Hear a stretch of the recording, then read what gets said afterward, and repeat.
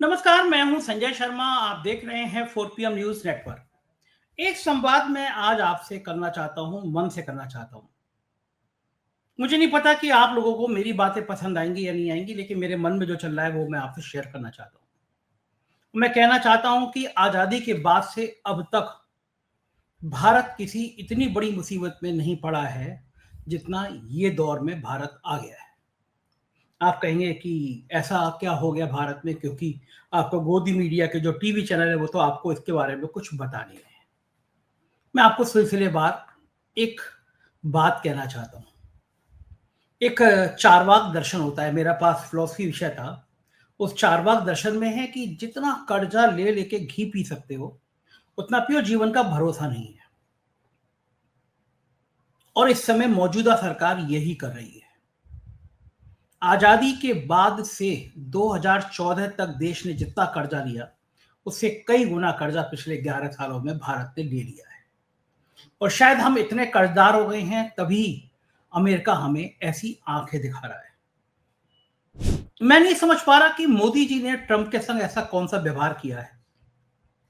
ये बातें देश को बताई क्यों नहीं जा रही हैं कि अमेरिका ने पूरी दुनिया में हमारी मजाक उड़वा दी है। नेपाल और चीन, पाकिस्तान, छोटे छोटे देशों के लोग भी अगर वापस किए जा रहे हैं जो गलत तरीके से रह रहे हैं तो सम्मान पूर्वक किए जा रहे हैं। भारत ने ऐसा क्या बिगाड़ा है कि हमारे लोग हथकड़ी और बेड़ियों में डालकर वापस किए जा रहे हैं।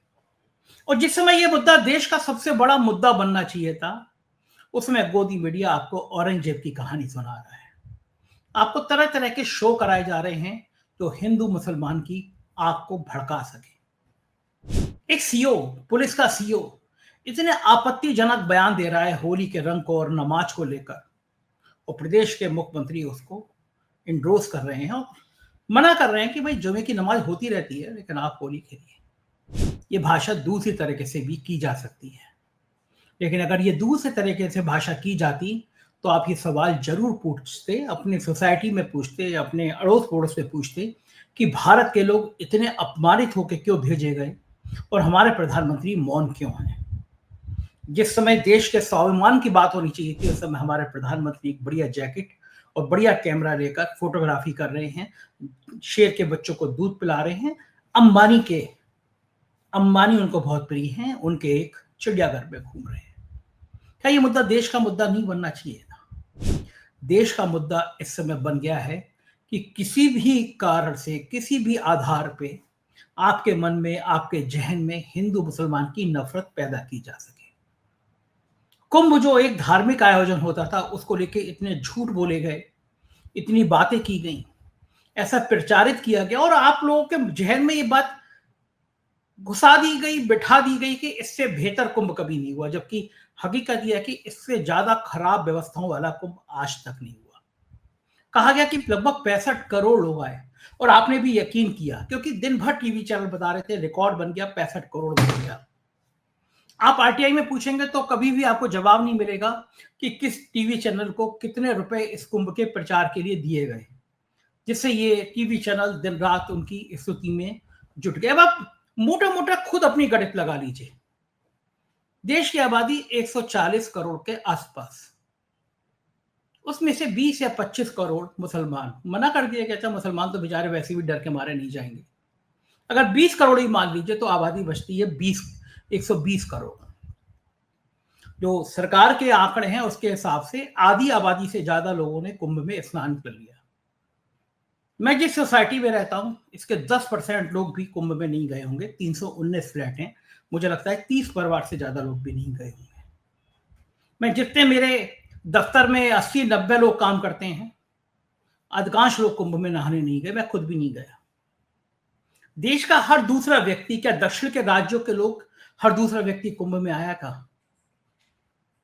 एक सज्जन है दिल्ली में, हमारी रिपोर्टर है नफीसा, उससे बातचीत करते हुए पूरे आंकड़े बता रहे थे। जरा पहले वो आंकड़े सुनिए क्या कह रहे हैं वो सज्जन। वो 65 करोड़ भी एक्यूरेट है नहीं। अभी तक टोटल कितनी फ्लाइट गई है पता है? टोटल फ्लाइट कितनी गई कुंभ में? 3000 फ्लाइट। हर फ्लाइट के अगर टोटल निकालोगे अब तो मैं मात्र 45,000 लोग टोटल अभी फ्लाइट से गए हैं। 7,000 ट्रेनों का परिचालन करा गया। एक ट्रेन में लगभग 20 डब्बे होते हैं। एक डब्बे में कितने होते हैं? 72। कितने हुए भाई? 7 दूनी 1400 लोग हो गए। 600 लोग कम से कम मान ले जाते हैं बिना टिकट के हो गए। और 1000 और जोड़ लो। एक ट्रेन में 3000 लोग, 7 21, कितने हुए? 21 लाख। 21 लाख ये हुए। 45,000 हुए। कितने हुए? 22 लाख लोग गिनती के। आपने टोटल ये आंकड़े आपको लाके दिखा दूंगा अखबार में सारे छपे हुए। आपने कभी कैलकुलेशन नहीं करी, क्योंकि बीजेपी के लीडर्स को, टॉप लीडर्स को पता है कि नीचे वालों को कुछ भी सौंप दो वो मान लेंगे।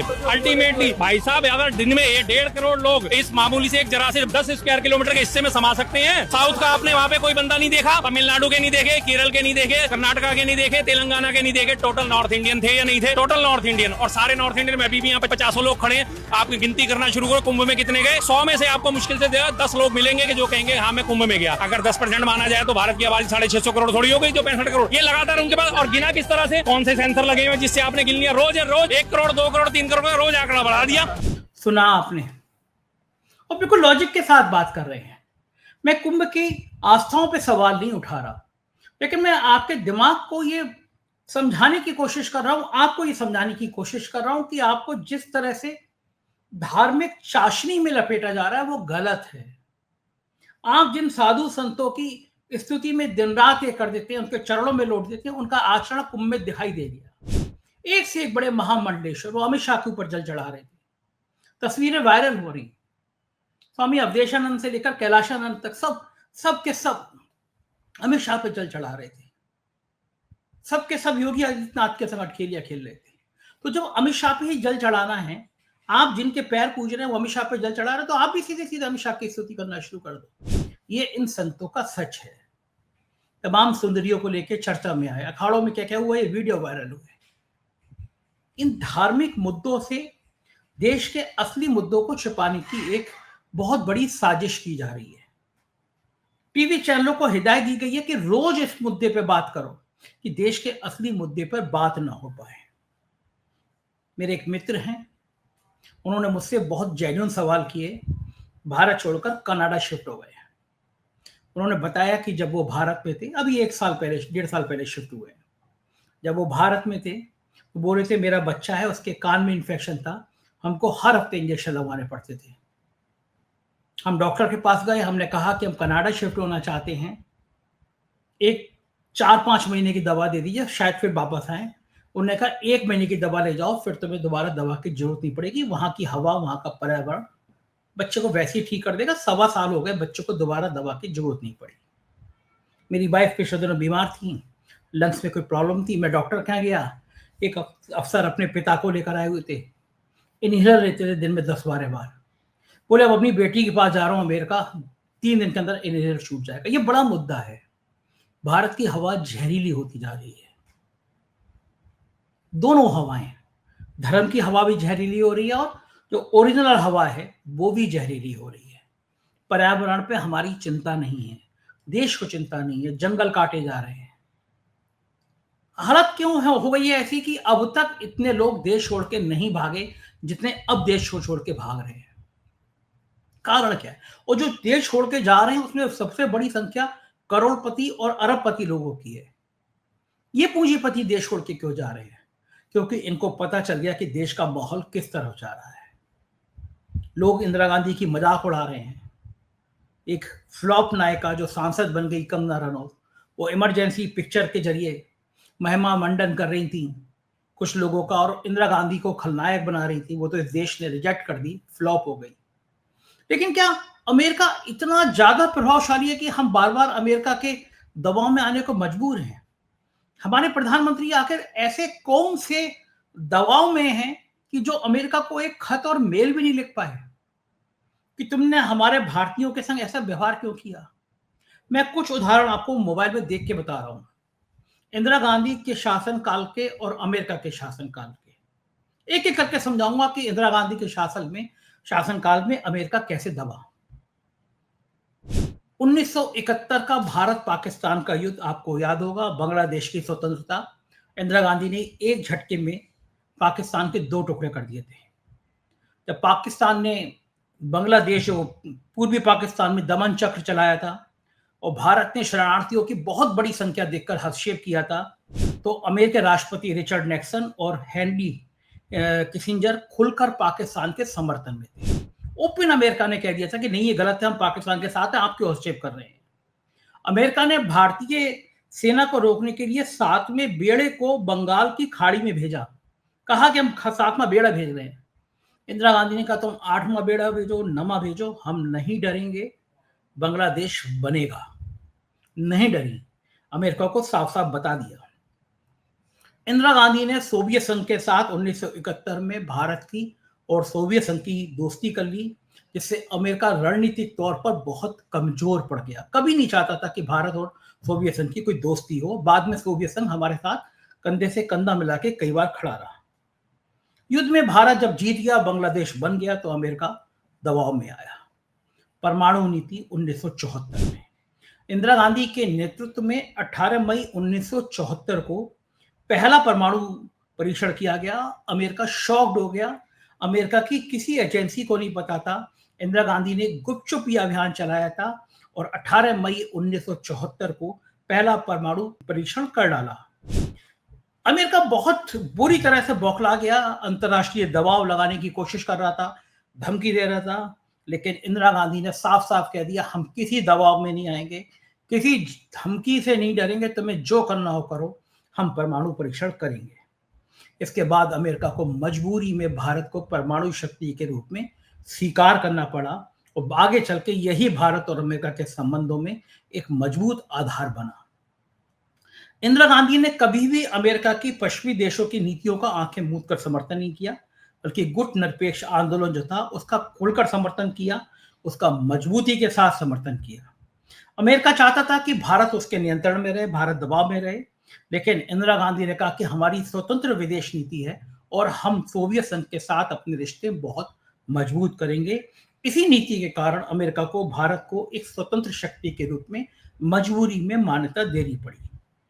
अमेरिका की उस समय की एजेंसी CIA भारत में की कई गतिविधियों में लिप्त थी। इंदिरा गांधी जानती थी कि वो जासूसी उनकी भी कराते हैं।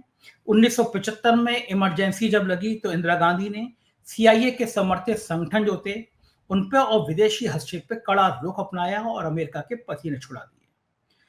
अमेरिका ने इंदिरा गांधी को हटाने के लिए कई बार कई बड़ी साजिशें करी, लेकिन हर बार प्रयास असफल हुए। अमेरिका भारत को खाद्यान्न सहायता PL 480 योजना के तहत देता था, लेकिन जब परमाणु परीक्षण हुआ उसके बाद अमेरिका ने इस खाद्यान्न आपूर्ति में कटौती कर दी। इंदिरा गांधी ने कहा हम एक टाइम भूखे रह लेंगे, देश भूखा रह लेगा, लेकिन हम अपने परमाणु परीक्षण से पीछे नहीं हटेंगे। और इंदिरा गांधी ने हरित क्रांति, आपको सबको पता होगा, हरित क्रांति को बढ़ावा देकर भारत को खाद्यान्न के रूप में एक बड़ा मजबूत बना दिया। कांग्रेस की बाकी बात की सरकार, मनमोहन सिंह की सरकार भी बड़ी मजबूत सरकार रही। भारत की एक अमेरिका में तैनात एक उच्च अफसर को अमेरिका ने गिरफ्तार कर लिया क्योंकि नौकरानी के कुछ सैलरी का मुद्दा था। भारत डरा नहीं, जैसे ट्रंप मोदी जी के मुंह पे सुना रहे थे और मोदी जी चुपचाप सुन रहे थे। भारत ने साफ साफ कह दिया कि अगर आपने हमारे इस उच्चाधिकारी को नहीं छोड़ा तो हम अमेरिका के जो दूतावास है उससे अपनी सिक्योरिटी हटा लेंगे, और उसके बाद जो आपके अफसर हैं जो समलैंगिकता में हैं, जिसके प्रमाण भी हैं, तब भारत में समलैंगिकता कानून अपराध था, इसमें भारत के नियमों कानून के तहत हम गिरफ्तारी करेंगे। अमेरिका ने कुछ ही घंटों बाद भारतीय के उस उच्च अधिकारी को छोड़ दिया। ये कांग्रेस की नीति थी कि हमें अमेरिका से डरना नहीं है।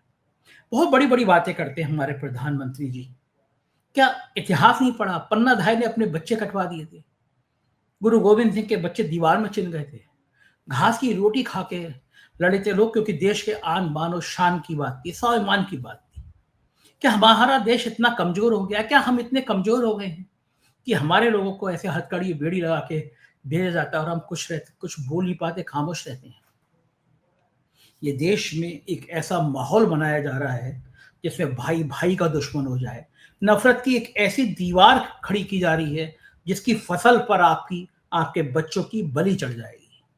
नेताओं के बच्चे विदेश में पढ़ते हैं, नेताओं के बच्चे विदेश में नौकरी करते हैं, और आपके बच्चों से कहा जाता है किसी के घर पे चले जाओ, वहां पे झंडा उतार दो, मस्जिद के बाहर नारेबाजी करो, पुलिस के अफसर सांप्रदायिक बयान देते हैं, नफरत फैलाने वाले बयान देते हैं। अब आपको सोचना है आप कौन सा देश चाहते हैं। इतना कमजोर देश देखना चाहते हैं जो ट्रंप बुला रहा है और बेइज्जती कर रहा है और हमारा प्रधानमंत्री आवाज भी नहीं उठा रहा है, या आप इस गोदी मीडिया को चेताना चाहते हैं कि एक ऐसी बातें देश के सामने आए, देश को खड़े होकर विरोध करना चाहिए अमेरिका का। अगर भारत अमेरिका की चीजों को बायकॉट कर दे हमें परेशानियां होंगी, लेकिन हम अपने लोगों को इस तरह हथकड़ी और बेड़ियों में तो नहीं डाल के वापस बुला सकते। कहां है राष्ट्रीय स्वयंसेवक संघ जो कहता है हम हिंदुओं के बहुत बड़े ठेकेदार हैं? जो वापस लोग आए उसमें से अधिकांश हिंदू थे। क्यों नहीं संघ बोला कि हिंदुओं का इतना अपमान हम सहन नहीं करेंगे? ये तमाम मुद्दे हैं जिस पर आपको बात करनी चाहिए, आपको विचार करना चाहिए। मेरा मकसद था कि ये सब चेतना की बातें समाज में जानी चाहिए, हकीकत जानी चाहिए। गोदी मीडिया नहीं बताएगा। आपको लगता है ये सब बातें जानना चाहिए तो वीडियो को ज़्यादा से ज़्यादा शेयर करें, चैनल को ज्वाइन और सब्सक्राइब करें और मुझे बताएं कि क्या मैं सही हूं या गलत। बहुत बहुत शुक्रिया इस प्यार के लिए। Thank you.